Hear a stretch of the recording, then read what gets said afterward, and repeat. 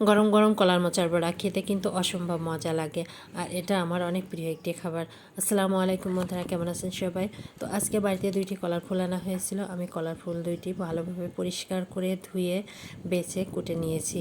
তারপরে আমি এগুলা কিছুটা রান্না করেছিলাম আর কিছুটা দিয়ে বড়া তৈরি করেছিলাম। তো বড়া তৈরি করার জন্য প্রথমে আমি কিছুটা কলার ফুল কুচি নিয়েছি। তারপরে এখানে একে একে দিয়ে দিলাম আতপ চালের গুঁড়া, বেসন, তারপরে দেব আমি আস্ত ধনিয়ার গুঁড়া দিলেও হয়, কিন্তু আমি আস্ত ধনিয়াটা দিয়েছি। যখন বড়াটা খাবেন তখন মুখের ভেতরে একটা জিরায় যখন কামড় দিবেন তখন অনেকটা সুন্দর একটা স্মেল আসবে আর কি। তারপরে এখানে একে একে আমি দিয়ে দিলাম ধনিয়ার গুঁড়া, হলুদের গুঁড়া, স্বাদ অনুযায়ী লবণ, কাঁচামরিচ কুচি, পেঁয়াজ কুচি, ব্যাস এটুকু। যদি ধনিয়া পাতা বাসায় থাকে তাহলে অবশ্যই ধনিয়া পাতা কুচিটা আপনারা দিবেন। তাছাড়া এখানে বাড়তি আর কোনো কিছু অ্যাড করার কোনো প্রয়োজন নেই। তারপরে আমি ভালোভাবে মেখে নিয়েছি পানি দিয়ে। তারপরে এরকম নরমভাবে মাখতে হবে।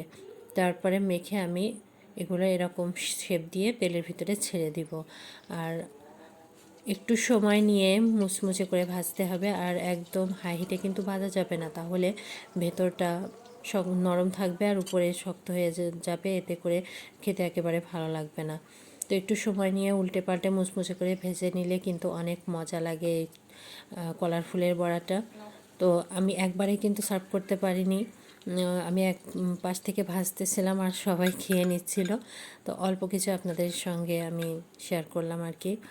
তো বাসায় অবশ্যই আপনারা এটা ভেজে খাবেন, তাহলে বুঝতে পারবেন এর আসল টেস্টটা। তো আজকের মতো এখানে রাখছি, সবাই ভালো থাকবেন। আল্লাহ হাফেজ।